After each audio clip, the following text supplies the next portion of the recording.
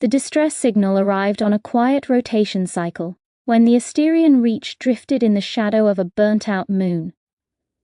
It was not unusual for the core relay to spit out emergency beacons, piracy, famine, the occasional environmental catastrophe. But this one was different. Its metadata tag identified the sender as the Quelri Communion, a species the Galactic Assembly had long classified as ultra-pacifist, a civilization so peaceful they had abolished weapons before they invented faster-than-light travel. They were the last people anyone expected to send a distress call that included a single chilling line. "We cannot defend ourselves. Please, someone, anyone, help." Ambassador Tali Reverin of the Assembly replayed the signal 3 times before calling an emergency session. Holograms of representatives flickered into the chamber, scaled, furred, exoskeletal, crystalline, vaporous. Voices overlapped in concern. "Quelri? Attacked? Impossible. We must send peacekeepers. We must negotiate a ceasefire. We must." But none of them volunteered military support, because the entity attacking the Quelri was named only in a single corrupted packet: the Eaters of Suns. That name chilled even the most warlike species. The Eaters consumed star systems, that much was known. They devoured stellar plasma, extinguishing suns and leaving dead worlds in their wake. They were not conquerors. They did not negotiate. They annihilated. Sending peacekeepers would be suicide. No civilian fleet could withstand even the smallest Eater vessel. The chamber fell silent. Then a voice spoke from a shadowed corner of the hall. "We will answer." Heads turned, bodies oriented. The Earth delegation stepped forward. "Humans, Deathworlders," the Assembly whispered mentally through pheromonal and bioelectric exchanges. A species from a planet so hostile that nearly everything on it was poisonous, carnivorous, explosive, or violently territorial. A species that evolved through constant conflict and catastrophe. Humans were resilient, inventive, aggressive when cornered, and terrifyingly fast at adapting. They were both valued and feared. The human representative, Captain Elena Markov, folded her hands behind her back. The Quelri asked for help. "So we will go." "But the Eaters," Ambassador Reverin stammered. "Their energy signatures exceed anything your ships have seen." "Then we'll learn fast," Markov replied. A murmur of unease passed through the chamber. "And what?" hissed a serpentine representative. "Do you expect in return for this suicidal charity?" Markov shrugged. "We don't do it for payment. We do it because someone needs help. And because someone has to stand in the monster's way." Uneasy silence. Finally, Reverin whispered, "Earth forces will be dispatched immediately." Markov's eyes gleamed. "We already launched. Beginning. The Deathworlders arrive." 3 Earth warships exited jump space at the edge of the Quelri system. S. Dauntless, S. Kyoto, and S. Sunbreaker. They emerged into chaos. The Quelri homeworld, Lumea, glowed like a pearl in the distance, but its atmosphere was streaked with fire. Refugee craft swarmed like insects around damaged stations. Defense satellites hung in ruin. A once pristine shipyard drifted apart in 3 broken pieces. "God," whispered Lieutenant Commander Ruiz on the bridge of the Dauntless. They weren't kidding. Human sensors painted the sky with threat indicators. At the heart of the devastation loomed an enormous structure, metallic, irregular, pulsing with solar energy siphoned directly from the system star. A vessel the size of a moon, the flagship of the Eaters of Suns. Captain Markov issued immediate orders. "Dauntless shields to full. Kyoto, take the fighter wings and form a perimeter around the refugee craft. Sunbreaker, charge the graviton lance. We're buying time." The comms lit up with Quelri voices, soft, trembling, musical, like wind chimes trembling under a storm. "Are you the ones who answered?" Markov replied, "Yes, we're here now. We'll protect you. But you are small." She smiled grimly. "We specialize in impossible odds." The Quelri could hardly fathom humans. Their species lacked the biological capacity for violence. They had never understood why any being would willingly choose to fight. To them, humanity was a paradox, compassionate brutality. gentle ferocity. And in their darkest hour, that paradox was salvation. Middle. The battle for Lumea, the first wave of Eta drones detached from the moon-sized flagship, descending toward Lumia's surface. Each one was a spined orb of semi-organic alloy, glowing with internal plasma, tiny stars caged inside metal. Markov studied their pattern. They're harvesting atmospheric ions, preparing to destabilize the magnetosphere. Ruiz blanched. They're going to strip the planet. Markov slammed her hand onto the armrest. Not today. Human ships moved. The Dauntless fired its rail cannons, launching tungsten slugs at relativistic speeds. The rounds tore through the first drone wave, vaporizing half of them instantly. The Kyoto's fighter wings streaked through the debris field, their engines burning bright blue. They released swarms of micro-missiles, smart weapons that learned patterns mid-flight, weaving through plasma bursts to strike at drone cores. Explosions lit the sky like a meteor shower, but the Eaters adapted. A second wave emerged, larger, shielded, spitting beams of stellar plasma. One beam sliced across the Kyoto's flank, shearing armor and sending burning fragments into orbit.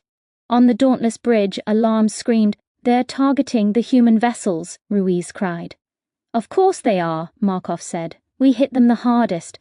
The Sunbreaker maneuvered into position behind a tumbling refinery hulk. Deep within its hull, capacitors hummed as they charged the Graviton Lance, a weapon untested in live combat, theoretically capable of collapsing space-time around a target. "Sunbreaker to fleet," crackled Admiral Hayes. "We need 30 seconds to full charge."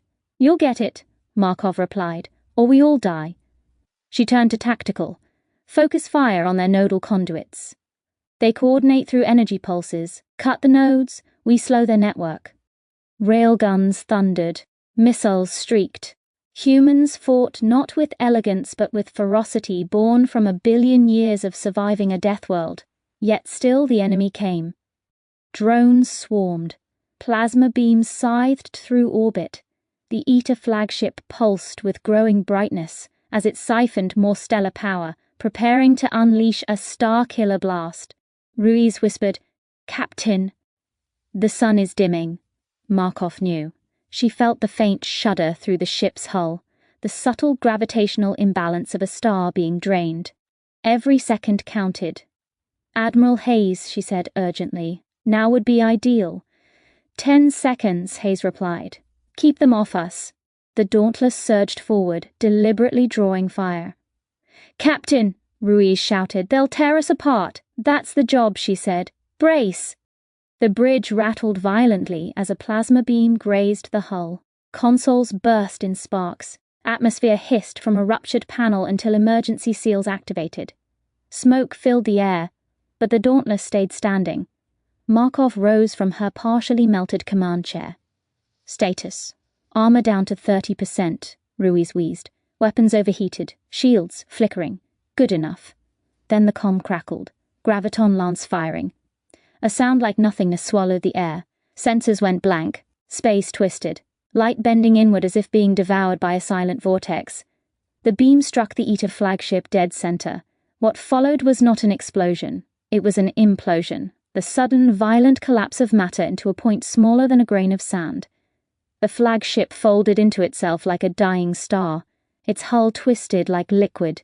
Its energy field spasmed. The pulsing lights across its surface flickered in confusion. It was simply gone. Drones fell lifeless, their internal reactors snuffed. The remaining Eta fragments drifted like shards of dark glass. Silence filled the comm. Then a Quelri voice, soft, incredulous. "You saved us." But Markov wasn't celebrating. She stared hard at her screen. "Admiral, the sun is still unstable." Hayes cursed. "The Eaters drain too much. Stellar integrity is compromised." Ruiz whispered sharply, "The star will go nova. Billions would die, unless someone stopped it. Climax, Deathworlder solutions. Human scientists had known only one theoretical method to restabilize a dying star, stellar seeding, igniting fresh nuclear catalysts deep within the core through controlled detonation of exotic matter. It had never been tested, because no one in their right mind would be close enough to a failing star to try. But humans were not always in their right mind. Markov opened fleet-wide comms. All ships, prepare for Operation Phoenix Seed. Shock rippled through the crews. Captain, Ruiz said softly. That will cook the ship from the inside. Yes, Markov said. Which is why there's only one ship capable. She turned toward the glowing tactical map. The Dauntless. Its failing armor, damaged reactors, and half-functional shields made it a terrible choice to survive any future battles, but a perfect choice for a one-way run. Ruiz's voice cracked. You can't seriously be... We don't have time, Markov said gently.